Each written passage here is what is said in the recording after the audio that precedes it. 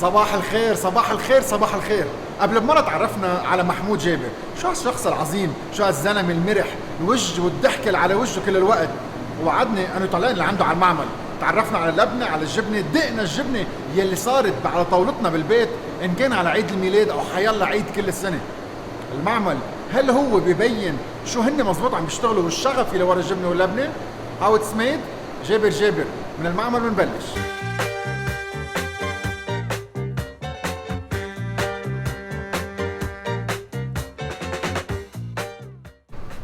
ويلكم، يعني بالانجليزي اهلا وسهلا.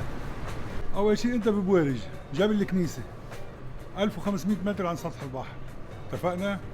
انت بمعمل ابناء جابر الالبان والاجبان منذ 1951، من ايام يعني جرون فازر، انه جدي وبيي بلشوا يشتغلوا هون. جدي معاز كان عنده معزه، هاي الارض كلها كانت سياره معزه، بعدين صاروا يعملوا شوية جبن بلدي وشوية أمور من هايدي، بعدين طوروها وعملوا هذا المصنع بسنة 51.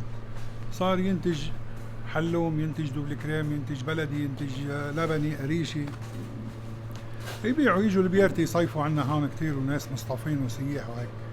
بعدين طورنا الخبرية وارتقينا انه نكفي بالتراديسيونال، بالتقليد، لانه اذا بدك تفوت بالمسائل الصناعية في كتير عالم حيتان اجت على الصنعة هيدي، فنحن كفينا بمسألة تقليدية، حافظنا على التقليد هو ذاته، حتى المعدات التقليدية ما دخلنا أي تطوير تقني بيصير بينزع الإنتاج التقليدي بيحوله لصناعي.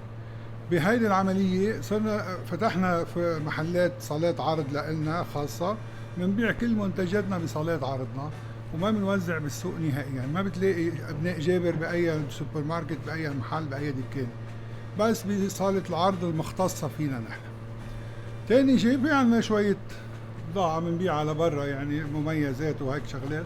نحن بنستخدم 3 انواع حليب، غنم وبقر ومعزة.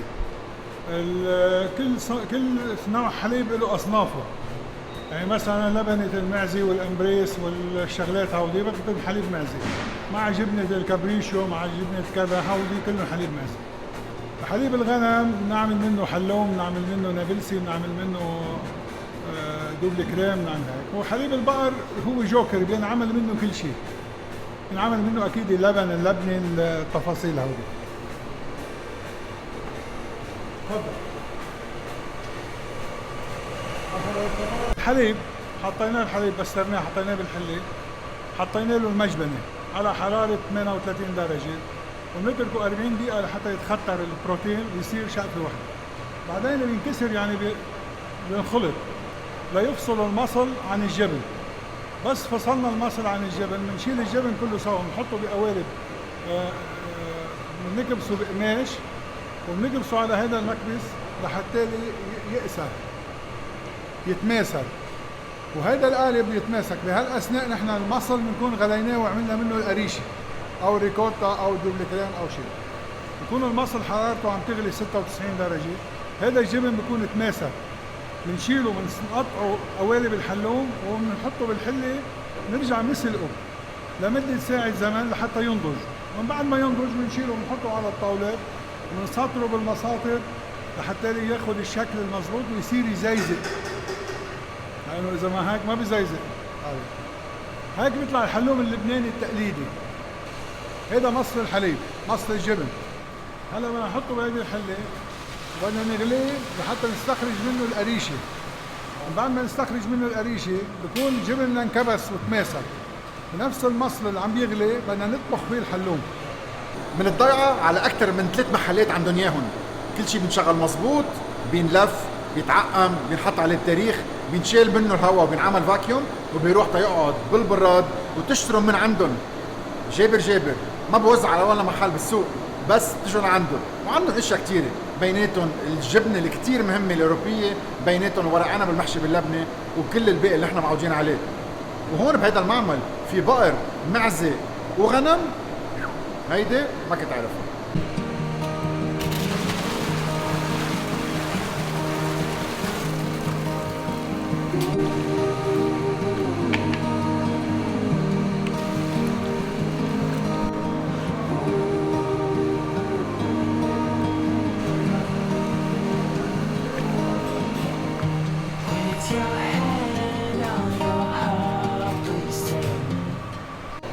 الريكوتا هيدي امبارح انشغلت وتملحت وتبردت وصارت جاهزه للتغليف.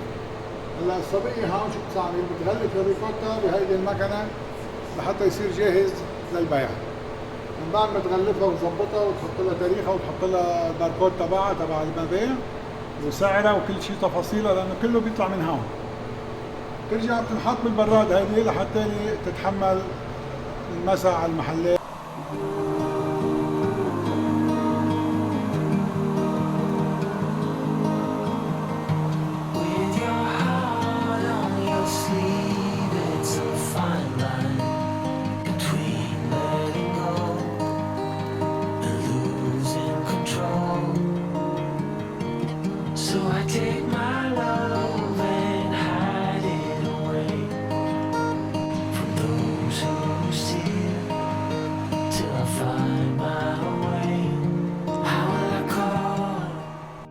نازلين هلا نشوف اللبنه.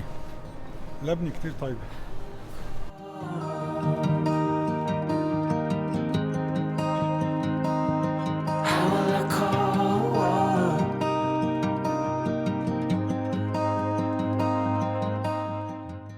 هلا حرارته 45 درجه.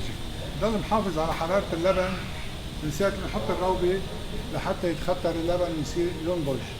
ينزل الحموضه تبعه للدرجه المطلوبه، بينشال منه وبيروح على البراد.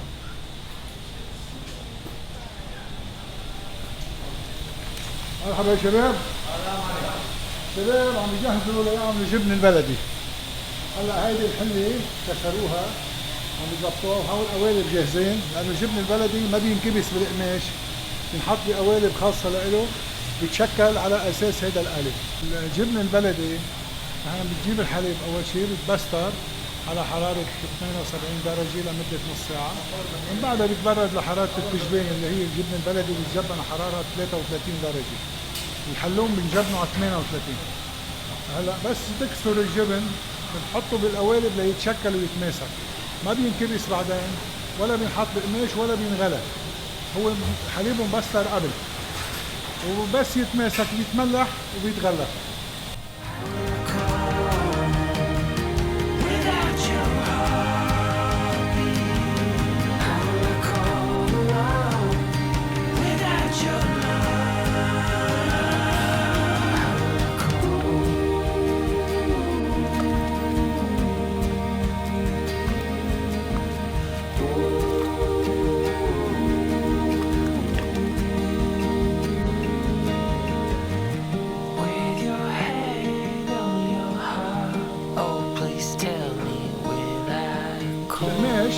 القماش هذا بينعمل فيه جبنه العكاوي.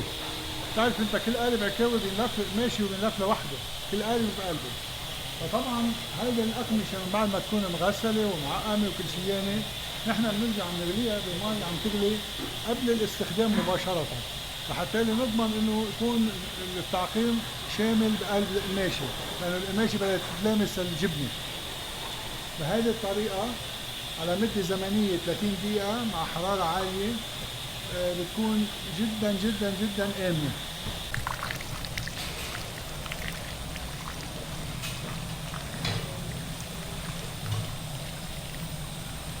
وجينا لوين؟ على الكنز. هذا براد اللبنة، حيث تخرج اللبنة اللذيذة الشهية من هذا البراد. لما بعد ما تخمر أكيد اللبن وتبرد نفتح البراد هيك نحطه بالأكياس القماش الطريقة التقليدية اللي بتعرفها.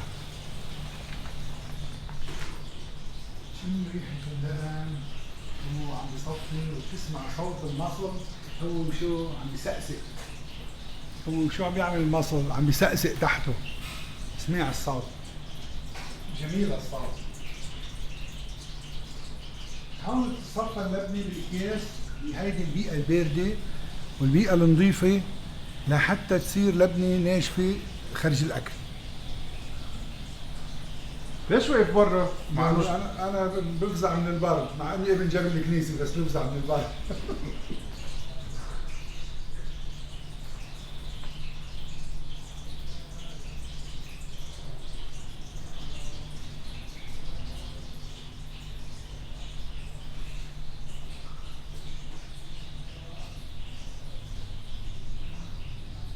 اول شيء هي اسمها كابريشيو. هيدي جبنه الكابريشيو بتتصنع بقلب المعمل هون بنفس طريقه الجبنه اللي هي زيتها. بتجيب الحليب بتبستره بتجبنه بتكسره، بس بينحط بقوالب كبيره او صغيره من هاي المدوره. عمليا هيدي الجبنه بعد 24 ساعه من تصنيعها تقعد بحمام ملح، يعني بحمام ملح بمغطس مي مالحه لمده 12 ساعه. من بعد منها بتنشال وبتروح على المخمر لحتى تمشي رحلتها الطويله العجيبه اللي هي بتمتد ل 8 اشهر بين شقله بهيك وشقله بهيك وشقله بهيك. طبعا نحن المخمر هيدا اللي بدها الجبنه تستمر فيه وقت طويل، نحن عاملينه بمطرح منعزل لحتى ما يجي عليه شيء او هو يطلع منه شيء لحين نضوجها.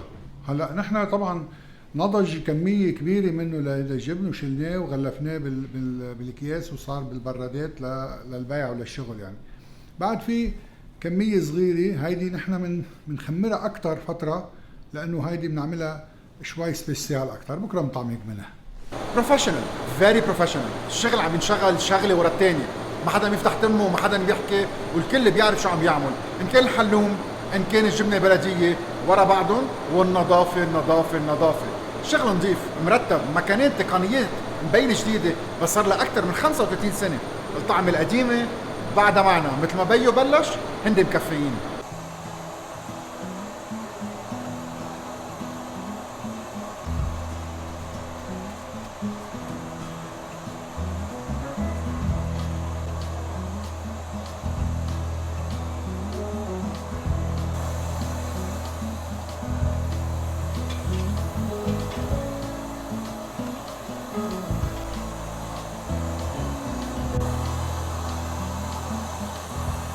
هلا المصل عم يتقرش والحلوم صار على المكبس، بياخذون كم دقيقة هيدا القريشة بتطلع، بيكون الحلوم انكبس.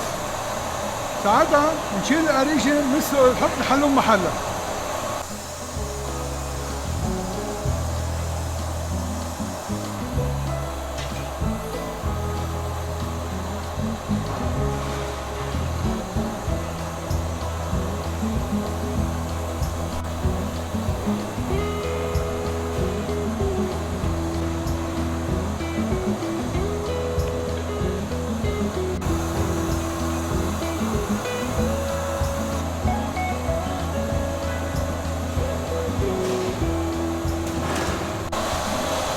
أول شيء نحن بنشتغل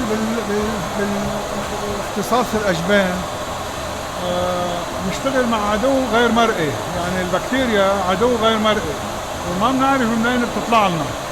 كرمال السلاح الوحيد اللي بإيدنا هو النظافة، فبدنا نعمل حد أقصى من النظافة لحتى نكون مطمئنين حد أقصى من الطمأنينة.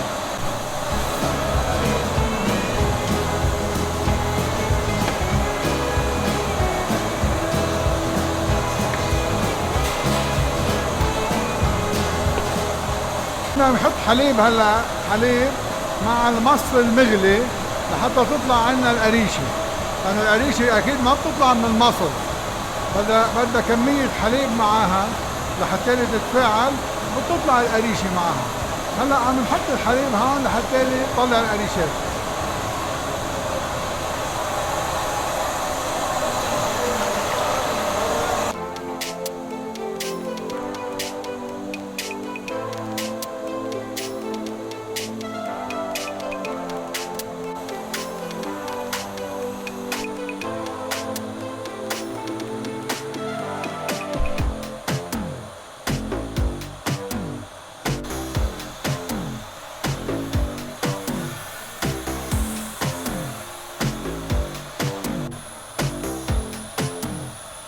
بتفوتوا على معمل ابيض ابيض ابيض ناصع البياض، نظيف، شكله نظيف، بس النظافه والتنظيف هيدي شغله ما كنت منتظرها ابدا. باي ذا سكند في 3 اشخاص لاقطين الممسحه سطل المي وبينظفوا بالثانيه ذاتها، ما بينطروا كل ساعتين 3. هذا الشيء بفاجئ.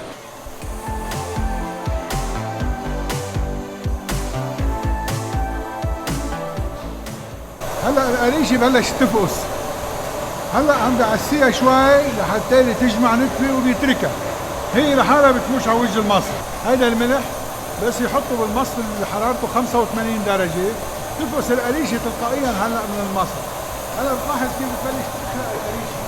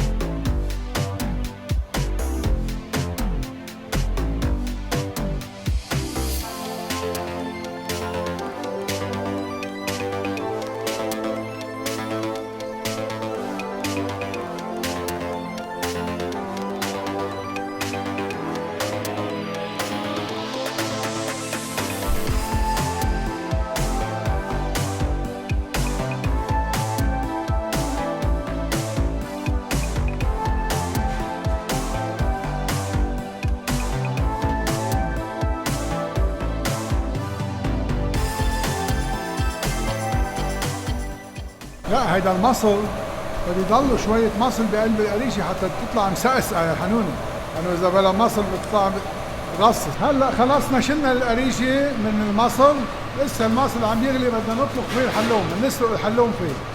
من بعد ما قصقص الحلومات لقوالب، هلا بدنا نحطهم بقلب هالحلة ونتركهم لمدة شي ساعة لحتى ينضجوا بالمية ويطلعوا لحالهم. من بعد منها بنحطهم على الطاولة وبنسطرهم. هذا جبل الكنيسة، كان جدي عنده 2000 راس معزة. كان لما تطلع كل المعزة اللي بالبلدية لونها أسود، كان لما يطلع على جبل الكنيسة هون يصير لون جبل الكنيسة أسود والناس تضرب المتل فيه. استمرت الأمور مع يعني أهلنا ورثوا هالمعزة وضلوا يجبنوا هالجبن البلدي التقليدي مع شوية قريشة يعملوه بالسوتي بالليل، إلى أن حصلنا الخبرية وصار عندنا مثل نواة مصنع. صارت استهلاك الحليب أكثر، صرنا مش بس حليبات بيت جدي، صار حليبات عمومتي، حليبات أولاد خوالنا، كل قرايبنا، لحد ما وصلنا لهيدي المرحلة هون. هلا هيدي المرحلة هون أنا بعتبرها مرحلة انتقالية بين جيلنا نحن وبين جيل أولادنا اللي جاي. هلا جيل أولادنا هونيك مهمتهم كتير صعبة، لأنه بده ينطلقوا، بده ياخذوا تاريخ عريق وبدهم يكفوا لنشوف لوين بدهم يوصلوا.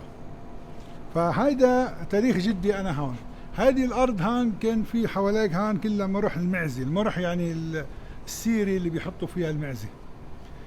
كانت المعزة عندنا هون بتصيف وبتنزل تشتي بالساحل، بالزيري، ببددون، على المنطقة الدافية بالحراش، لأنه تحت في مرعى هون بس ينزل الثلج ولا بتعود تقشع ولا شيء هون. كرمال هيك كانوا جدودنا ينزلوا يشتوا معزتهم بالساحل ويجوا يصيفوها هون. بتخلف المعزة بأدار، بأول آخر أدار بيجيبوها لهون، بتكون الثلجات قطعت والسقعة الكبيرة قطعت. هلا نحن كمخطط لقدام عندنا خطط وسرية. هلا بناخدك على غرفة السعادة. يعني مثلا أنا لما بفوت على الأوضة بصير بضحك لحالي، وانت حتصير تضحك هلا بس تشوفها.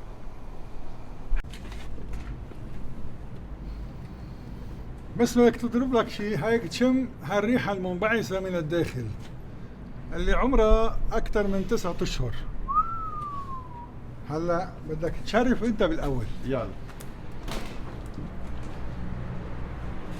واو رائعة، حلم. بعتقد كل إنسان بيحب الجبنة وبيحب اللبنة وبيحب اللبن وبيحب الحليب إنه يفوت على هيك أوضة. أوه، نحن وين؟ أنت هون بغرفة السعادة. هيدا الجبن الكابريشو، هيدا صار عمره هلا 9 أشهر وبعد بده يكفي ل 12 شهر بهيدي الحرارة، بهيدي الرطوبة، بهيدا الواقع، لا حد ما يعطيك الطعمة الخرافية اللي أنت بتحبها. واو رائعة. نحكي لهم شوي أكثر، بنفسر لهم عنهم شو عم بيصير. شو هلا هيدا كله التفاعل هيدا خارجي. نحن الجبن من جوا كله صار مغطى ومحمي ومحفوظ. هيدي القشرة هي طبيعية منا محطوطة عليه، عم تتشكل عليه هيدي القشرة لحد ما ينضج الجبن بقلبها بشكل كامل. بتصير تقص قالب الجبنة من فوق لآخره بيطلع نفس الشقفة. هلا هيدي الطبقة هي اللي بتحميه للجبن لأنه صار مثل الحجر، وهيدي طبقة ناشفة وصلبة من برا. حتى مسجلة 10/12/2007 طبعا حتى ما يقولوا لي صحتين يعملوا اللي بدهم اياه هن، بس يعملوها طيبة ايه بقبل معهم، بس ما يقولوا احمر واخضر. انا اللي اخترعتها. امي هي معلمتي بهيدي الاول والاخير بهالصنعة، لانه هي كانت توفى بيي نحن صغار، وهي اللي حملت المسؤولية والهم. علمتني انه ما تطعمي الناس شيء ما تاكل منه. كرمال هيك كل شيء انا باكله بطعمي الناس منه باكل منه انا واولادي قبل. وعلمتني اني حافظ على جودة الصناعة وتقليديتها، وقد ما في ابتعد عن التصنيع وعن الامور اللي بتسيء لهيدي الصنعة. وان الله راد انا ماشي على وصيتها وما حغير ما دمت حيا.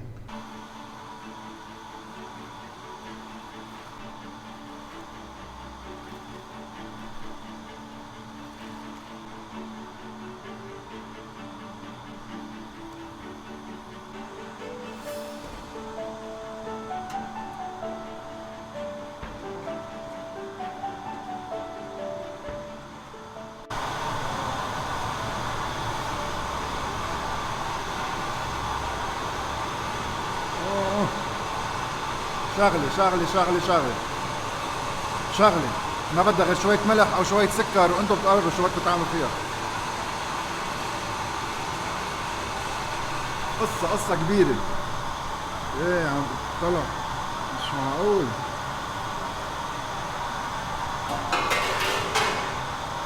تسوى الدنيا. في طعمة حليب من ميل، في الاستيسيتي من ميل، في طيبة كتير.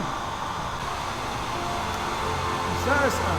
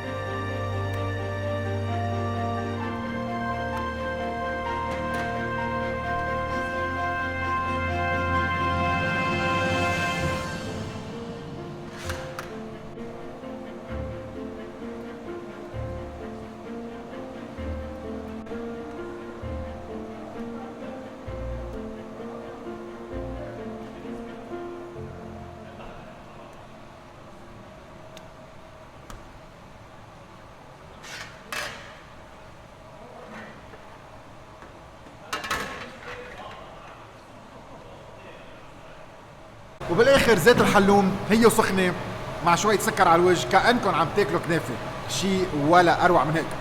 بلشنا من الاول للاخر ذا هول بروسيس، نظافه، الترتيب والاكل الرائع.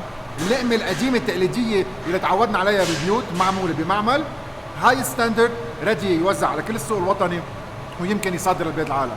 سكر على الوجه.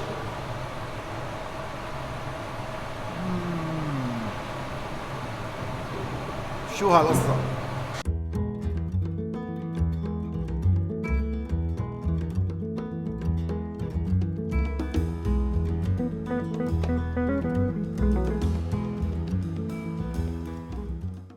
شو محضر؟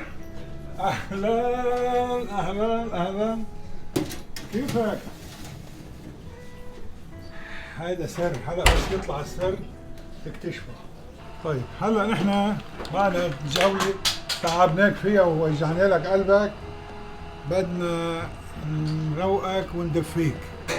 هلا حنطعميك أكلة يونانية، هي كناية عن فليفلة وبندورة وسر. ها بنحط لها جبنة فتة وبتنطبخ بالفرن. هلا بصير في ايدهم لهوا حيب الفرن جوا، بس حنعمل وحده هلا قدامك. نحن هلا رجعنا لعند ابناء جابر على صالة العرض، يعني رجعنا لوين؟ على المقر الاساسي. هون حنحضر لك هلا تشكيلة اجبان مطهية بطريقتنا الخاصة، مشكلة من فليفلة حلوة ومن بندورة ومن فطر ومن جبنة فتة، جبنة حلوم، جبنة مشللة، جميع أنواع هيدي الأجبان اللذيذة.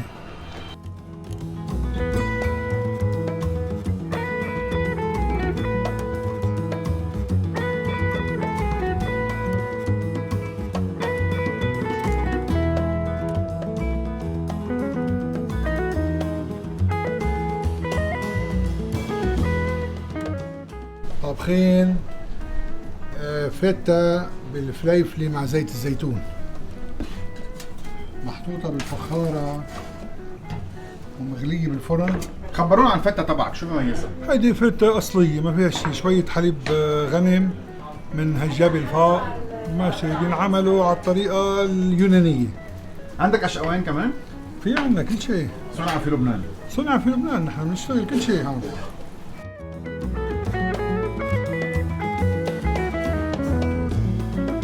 هون عندنا حلوم مدخن عم نقليه شوي هيك على النار لحتى يعطينا طعمة خيالية.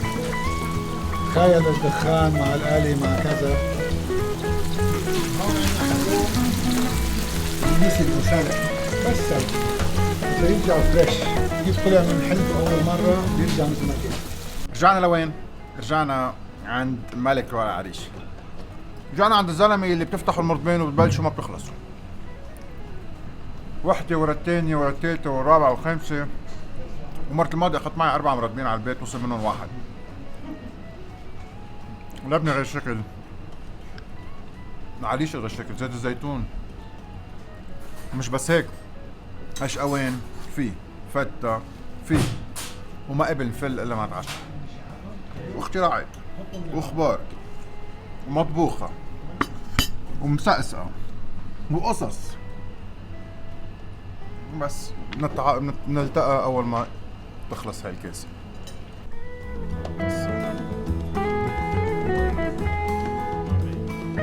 دون مش معقول شو بينعمل من الجبنة. هيدي الجبنة طيبة. معقول مش معقول الطعمات شو طيبة، مش معقول البرودكت شو حلو، عن جد حلو، حلو كتير. وهي أشقوان اللي معودين يجيبها من أوروبا، ففي منها بلبنان. وأهم شي شو؟ ما بتمغط، ما بتزيزق، ريحتها وطعمتها أشقوان أوروبية بلبنان. ايه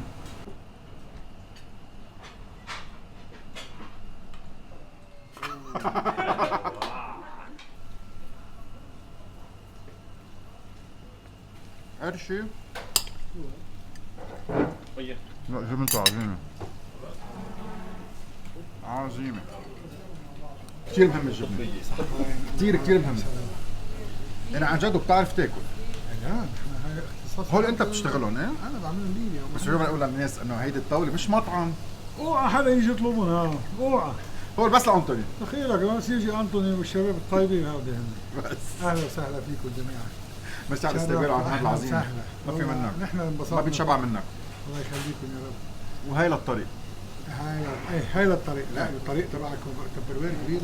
لازم تعمل لي منهم 10 كيلو 10 كيلو. قلت لك حنا علبان موجودين وحياتك. ايه حكيت طلعوا هلا.